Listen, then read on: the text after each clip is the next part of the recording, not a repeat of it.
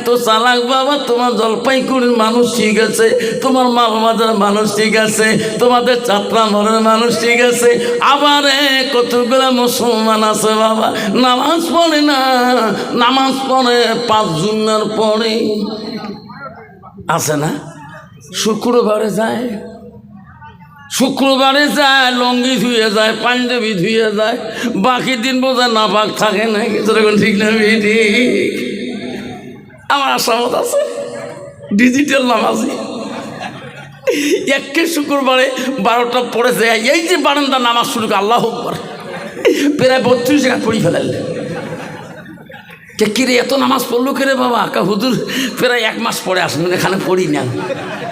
পাগলা তুই কোন নামাজ পড়লু, কোন কোন সুরে করলু? হুজুর তুমি তো সুরিয়ে জানাও না, তুই যে মুখ নড়াস, তোমরা মলনা গেলে মুখ নড়া নয় যে মুখও মুখ নড়া কান্ত বাবা।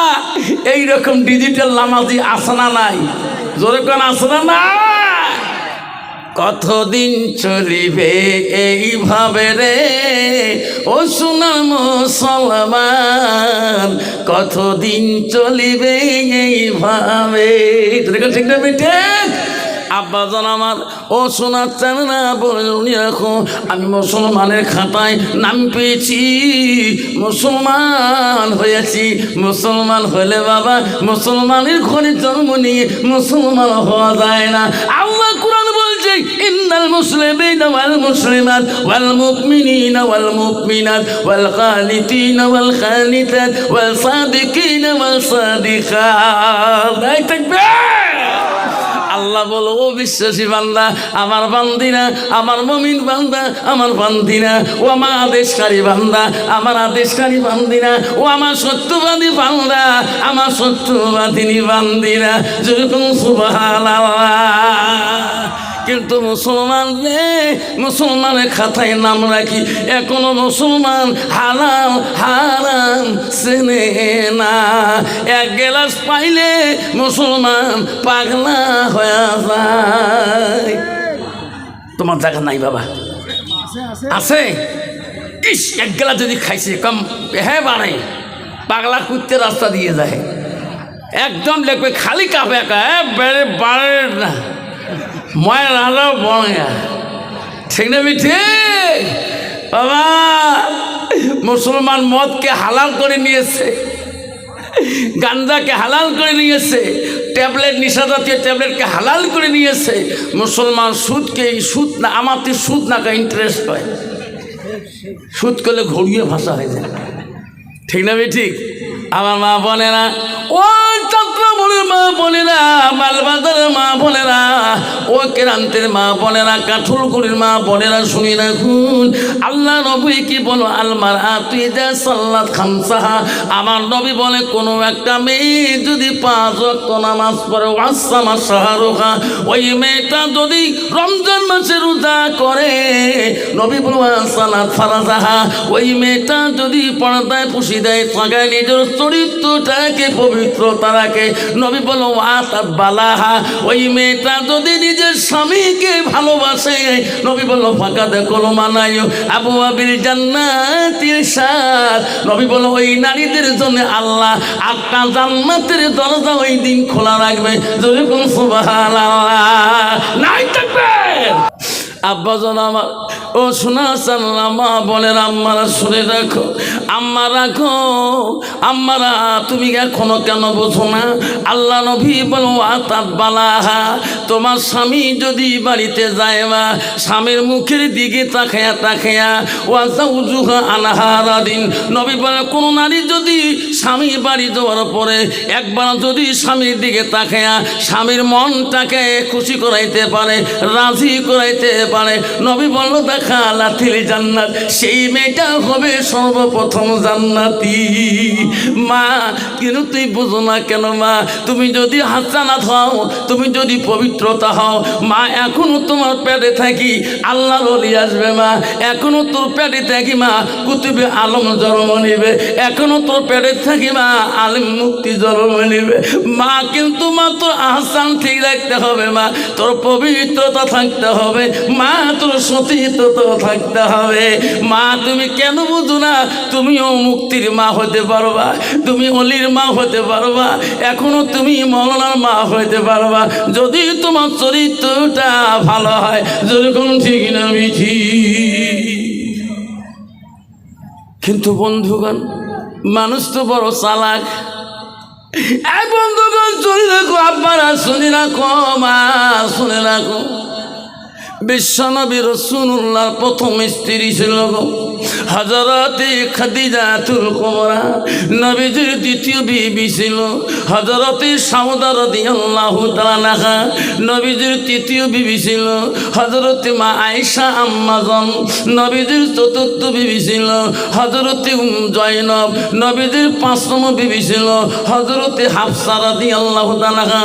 নবীজির ৬ নম্বর বিবি ছিল হযরতে উম্মে সালমা।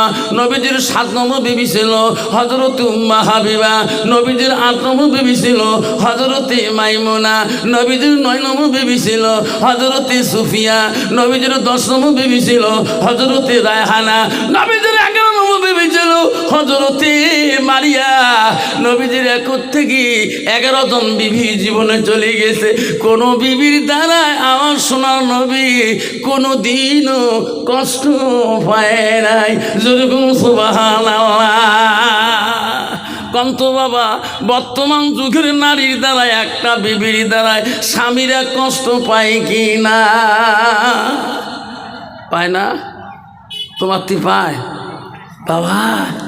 যে ডিজিটাল নারী রে বাবা, পাইলে স্বামী কি কিলে আর কে বুঝন কে আমার টেনশন নাই তো কেলে কে আগে স্বামী অ্যাকাউন্ট করে দিয়ে পারে এলা আমাকে সবাই অ্যাকাউন্ট করে দিয়ে জানি স্বামী কি জন্য লাগে।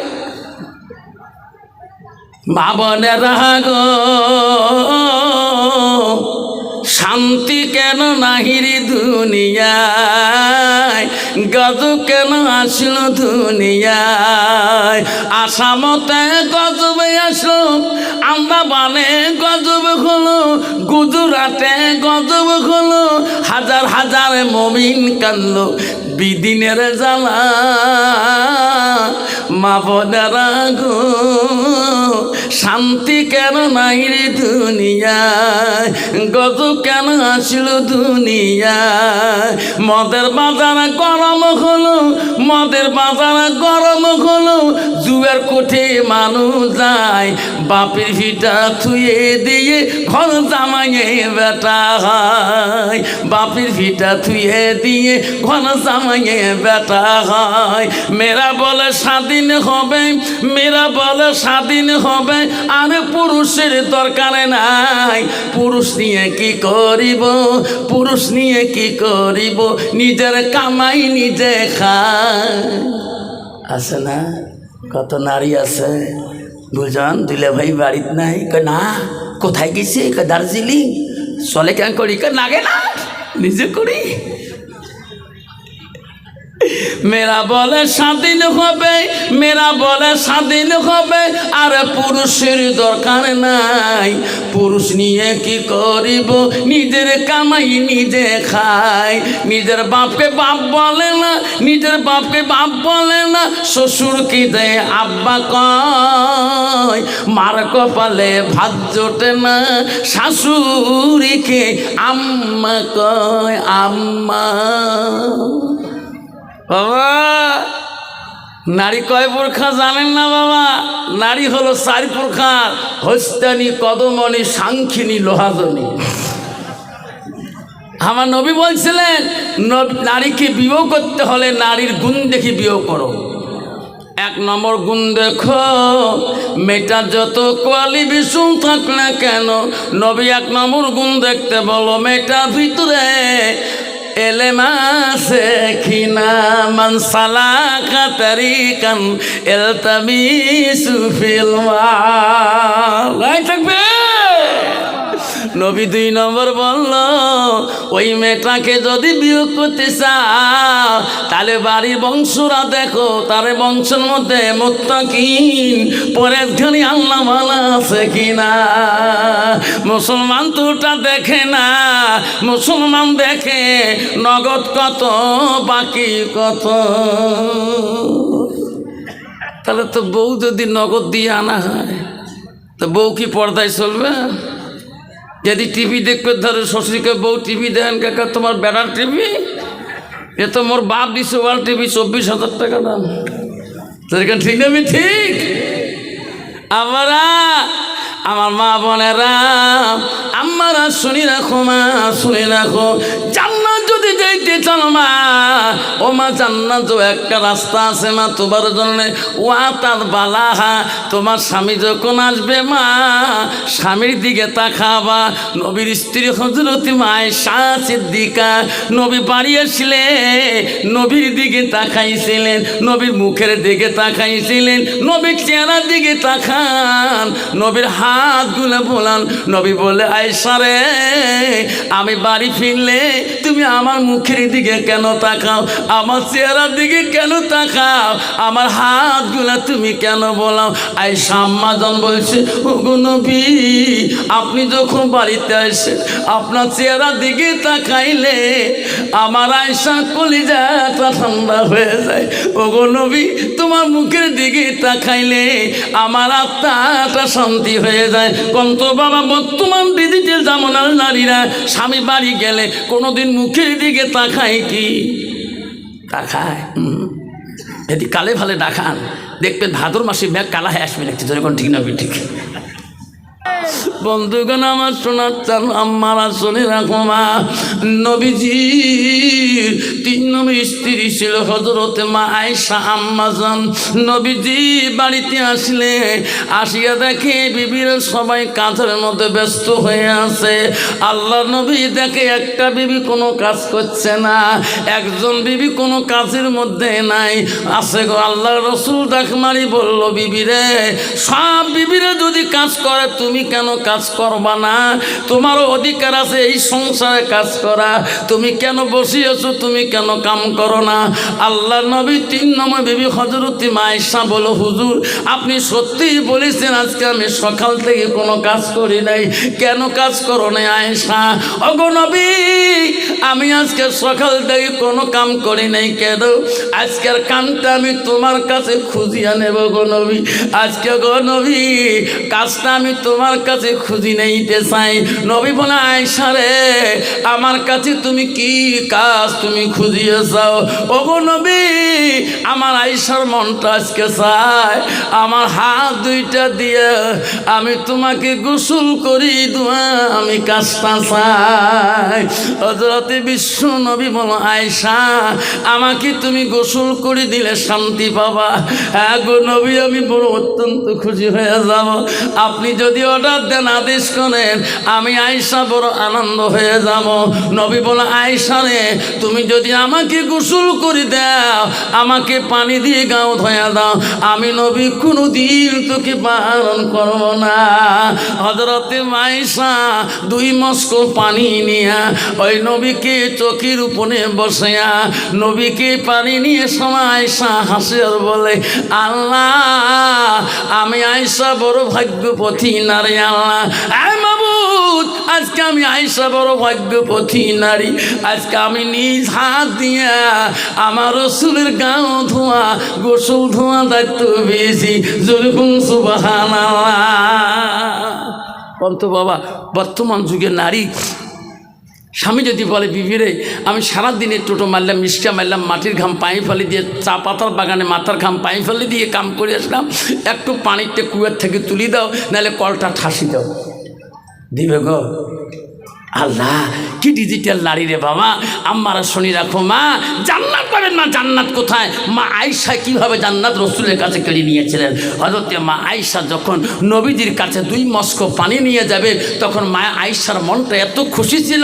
তাফসীরে আয়েশা বলছে, আল্লাহ, আজকে আয়েশা আমি এত খুশি, আল্লাহ, আল্লাহ, আজকে আমি রসুলের গোসলের দায়িত্ব পেয়েছি। যেরকম সুবহানাল্লাহ। আয়েশা পানি নিয়ে গেলেন, পানির মস্কো আঁকিয়ে নবীজির গান মধ্যে শরীরের কাপড়গুলো আয়েশা আস্তে আস্তে খোলা শুরু করে দিলেন। কাপড় খুলিয়ে দিলেন, নবীর গান শরীরের কাপড়গুলা খোলার পরে আয়েশা নবীজির গান মধ্যে পানি আর ঢালে না, পানি আর গান মধ্যে দেয় না। আয়েশা কি নবী বলে, আয়েশা নে আয়েশা, আমার গার মধ্যে তুমি কেন পানি ঢালো না? আয়েশা তোমার কি হলো, পানি কেন ঢালো না? আয়েশা ঢালো। আয়েশা নবীর মুখের দিকে খালি বারবার তাকায়, বারবার দেখে। ওগো নবী, আমি তোমার গায়ে আমি পানি ঢালবো দেব, আমার একটা কথা। নবী গো, আমি আবু বকরের কন্যা, আমার আব্বা আবু বকর তোমার অত্যন্ত ভালোবাসছিলেন, আমাকে কোমল বয়সে তোমার সাথে বিবাহ দিয়েছিলেন। ওগো নবী, ওগো নবী, আমার একটা প্রশ্ন। ওগো নবী, আমি তোমার প্রশ্নটা করি, তোমাকে গোসল দিয়ে দেব। নবী বলল, কিসের প্রশ্ন? আয়েশা বলো। ওগো নবী, আপনি দুঃখ পাবেন না না? ওগো নবী, তোমার ছোটকালে বাল্যকালে তোমার কোনো রোগ, কোনো বসন্ত হয়েছে নাকি? ওগো নবী, তোমার কোনো কলেরা হয়েছে নাকি? তোমার গায়ের মধ্যে এত কেন কালো দাগ, এত কেন কালো কালো দাগ দেখা যায়? ওগো নবী, আমি শুনতে, ওগো নবী, আমি আয়েশা শুনতে চাই। নবী যখন এই প্রশ্ন আয়েশা করে, নবীজি উত্তর দেয় না, নবীজি খালি চোখের পানি ফেলে ফেলে কান্দে। নবীকে আয়েশা বলে, ওগো নবী, আমি বললাম তোমার শিশুকালে তোমার কোনো রোগ বসন্ত কলেরা হয়েছে নাকি? ওগো নবী, আপনি কান্দেন কেন? আপনি কথা বলেন না কেন? তখন নবীজি বলছে, আয়েশা রে আয়েশা, সেই দিনের কথাগুলো তুমি মনে করে দিও না। আয়েশা, আমি নবী বড় কষ্ট পাই, আমি নবী বড় ব্যথা পাই।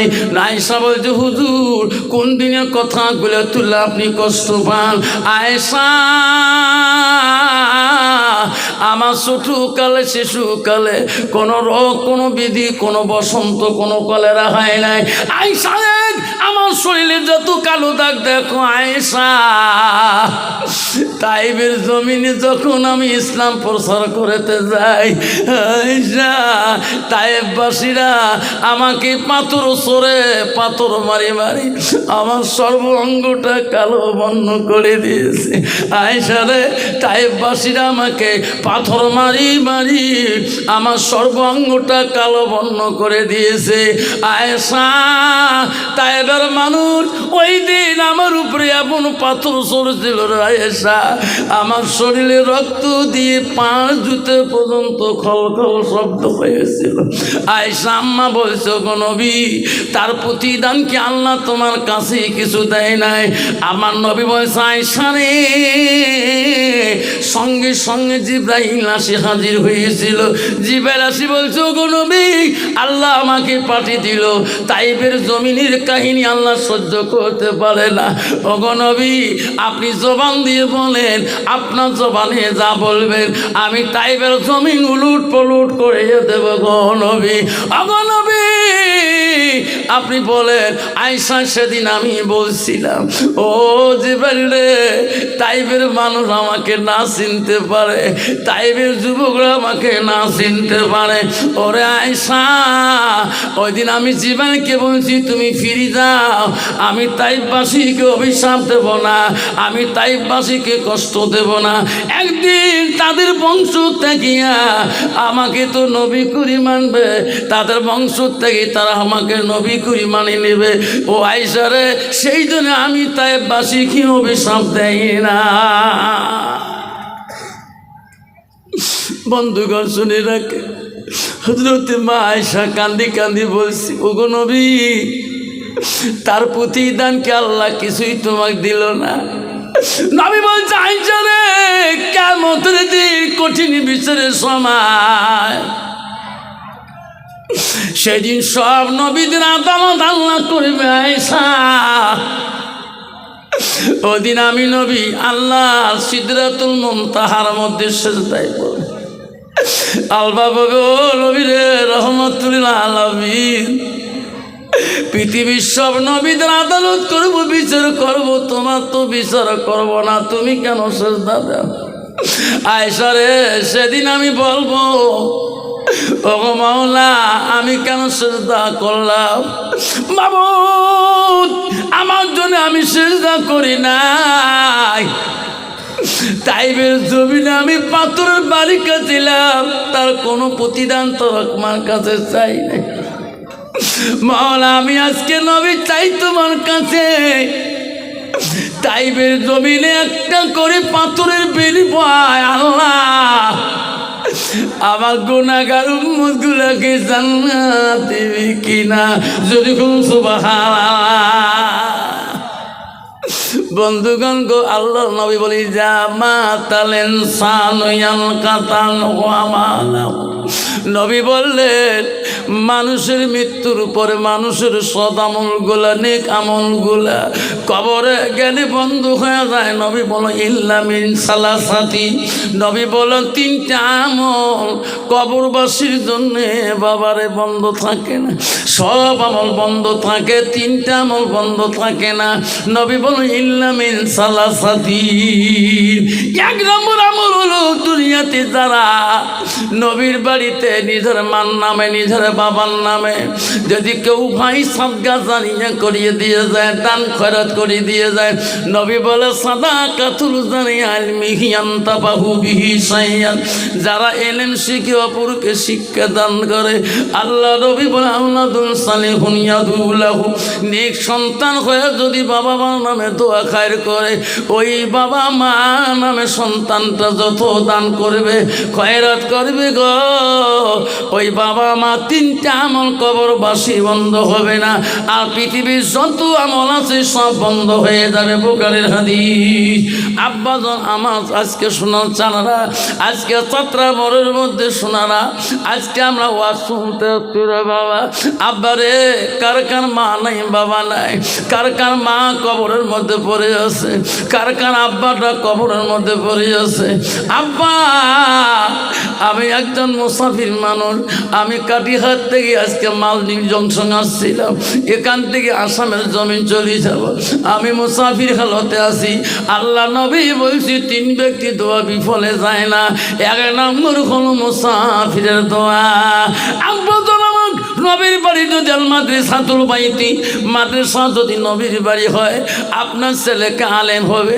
আপনার ছেলে আলেম নাই আপনার একটা ভাষা আলেম হবে এখানে একটা হাফেজ হবে ওই ভাষাটার জন্যে আপনি একটা মার্জনে বাবার জন্যে আব্বারে শোনা সামনা কেউ উঠবেন না রে বাবা তোমার কাছে আমি জোর করি পয়সা চাবো না এমন কোনো বাবা আছে মার ভালোবাসা বাবার ভালোবাসা আব্বারে ও শোনা সামনা আমি 20টা বাবার নাম ধরে দোয়া করতে চাই গো নগদ নগদ চাবো গো বাকি নেব না আমি 20টা বাবার নাম ধরে দোয়া করতে চাই সর্বপ্রথম একটা নাম নিব তারপরে 20টা নাম নেব আব্বারে একটা বাবা আছে ওই মাদ্রাসাটার জন্য তোর মার নামে তোর বাবার নামে সাদকা জারি হিসেবে আব্বা 5000 টাকা একটা বাপ যদি আসেন আমার হাতে মোলাকাত করে যান আমি দোয়া করে দিয়ে যাব গো আল্লাহ তোর মা বাবাকে জান্নাতের বাগানে শুয়ে রাখবে এই মাদ্রাসার জন্য সাদকা জারি হিসেবে রে মা বোনেরা আমারা তোর মা কবরে পড়ে আছে তোর আব্বাটা কবরে পড়ে আছে মা তোর মার নামে বাবার নামে সাদকা জারি হিসেবে 5,000 টাকা একটা বন্ধুর কাছে চাইলাম আব্বারে জীবনে কত টাকা চলে গেছে তোমার বাজার ঘাটে হাসপাতাল নার্সিং হোমে আমার মার জন্য কিছুই করতে পারো নাই আজকে একটা বাবার জন্য 5,000 টাকা একটা বন্ধু আমার যদি ওয়াদা দিয়ে যান হুজুর আজকে আমি কিছুই আনতে পারি নাই হুজুর আপনি বললেন আমার মা নাই হুজুর আমার আব্বা নাই আমি 5,000 টাকা এই ছাত্রা মহমানিয়া মাদ্রাসার জন্য হুজুর আমি সাদকা জারিয়া করে দিয়ে দিলাম রায় তাকবীর